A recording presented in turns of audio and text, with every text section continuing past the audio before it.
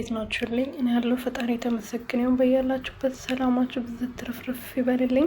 ርብቃ ክፍል 19 ላይ እንግዲህ አቤሎ በህልሙ ማሚቴ ርብቃ አፍና ስትገል እንግዲህ በህልሙ እያየ ነበረና ከእንቅልፉ በስመ አብ ወልድ ብሎ ድንገት ብሎ ሲነሳ ርብቃዬ በሰላም አጠገቡ ተኝታ ነበረና ቀስቅሷት ደህና ነሽ ወይ? መቼ ነው የመጣሽው? ስትመጪ እኮ አላየሁሽም፣ ምንም አልሆንሽም፣ ማንም አልነካሽም ብሎ ነበረ ስጠይቃት የነበረው። አዎ አቤልዬ፣ እኔ ምንም አልሆንኩም። ምን ሆነክ ነው እንደዚህ የደነገጥከው?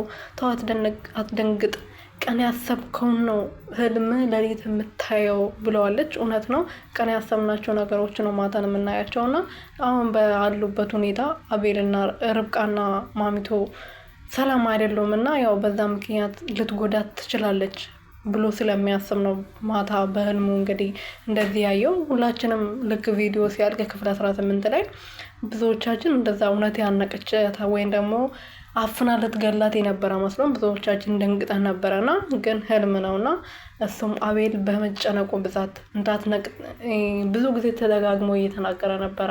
እሷን እንዳታሳጣኝ ፈራለሁ፣ ማሚቴ አንቺን እንዳታሳጣኝ ፈራለሁ፣ አንቺን አጥቼ እኔ ሰው መሆን አልችልም ብሎ በተደጋጋሚ ሲናገር ነበርና አይዞህ ካትጨነቅብኝ ብላ እንግዲህ እያባበለችው ትገኛለች። ይቀይራል ሁሉም ነገር ብዬ ተስፋ አደርጋለሁ። ማሚቴ እንግዲህ በጣም ተቀይራለች። አዙንም ከዛ ቤት ልታባረራት ትፈልጋለች። ምክንያቱም ራሴ ቀጠልኳት፣ ራሴ አባረራታለሁ፣ አታስፈልግም በዚህ ሰዓት ብላ አዙን ቁርስም እንዳሰሪ አሁን ልሰናበትሽ ከኔ ቤት ውጭ ብላ እያስፈራራቻት ነበር እና በዛ ሰዓት እንግዲህ አቤሎ መጥቶ ቁርስ የለም ወይ? ቁርስ ዛሬ አታቀርቢም እንዲያዙ ሲላት አይ አልሰራውም ማሚቴ አትስሪ ከስራ ውጪ ብላኛለች ብላ ስትናገር ለምንድን ነው የምትወጣው? በዚህ ሰዓት ኮስተር ብሎ በዚህ ሰዓት ርብቃዬን እያመማት ነው። ስለዚህ ግዴታ አጋዥ ያስፈልጋታል። እኔ አትሄድም ብያለሁ፣ አትሄድም። አንቺ ከፈለግሽ ማባረር ትችላለሽ፣ እኔ ደግሞ ቀጥራታለሁ። ስለዚህ አዙ እዚህ ቤት ትቆያለች፣ ስራውን ትሰራለች፣ ርብቃ ደግሞ ኩሽና አትገባም ብሎ ለማሚቴ ሲመልስ እንግዲህ እንደዛ ነው፣ እንደዛ ከሆነ ጥሩ ነው፣ እንደዚህ ከተዋጣጣን፣ እንደዚህ ከተመቻቸን አሪፍ ነው፣ ያዋጣክ ብለዋለች። እንግዲህ ከዚህ በኋላ አቤል የሚባል ልጅ የለኝም አላውቀውም ብላለች።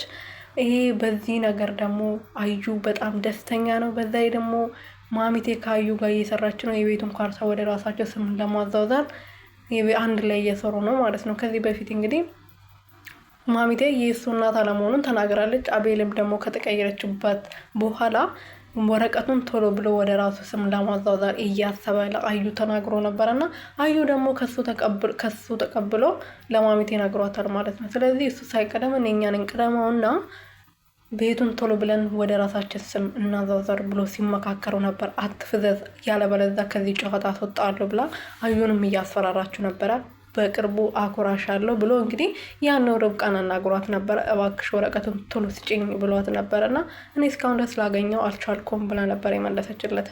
አቤሎ እንግዲህ እዚህ ጋር ደግሞ ሰርግ አንፈልጊም እንዴት ስላት እኔ ሰርግ ብዙም አይደለሁም፣ አንተ ከፈለክ ግን መሆን ይችላል ስትለው አይ እኔም ብዙ አይደለሁም፣ ስለዚህ ቤተሰቦቻችን ሰርግ የበላንባቸው ቤቶች የልጃችን ክርስትና ጊዜ እንጠራቸዋለን ብሎ እየተመካከሩ ነበርና ያው የምን ልጅ ብላ ስትጠይቀው አዎ መውለዳችን አይቀርም፣ እንደውም አሁን ለምን ልጅ አንወልድም ብሎ ነበረ ስጠይቃት የነበረው። ርብቃዬ ግን ምንም ልትናገር ፍቃደኛ አይደለችም። ጊዜው አይደለም መረጋጋት አለብን ብላ ነበረ የመለሰችለት ማለት ነው። የኔ ውድ ቤተሰቦች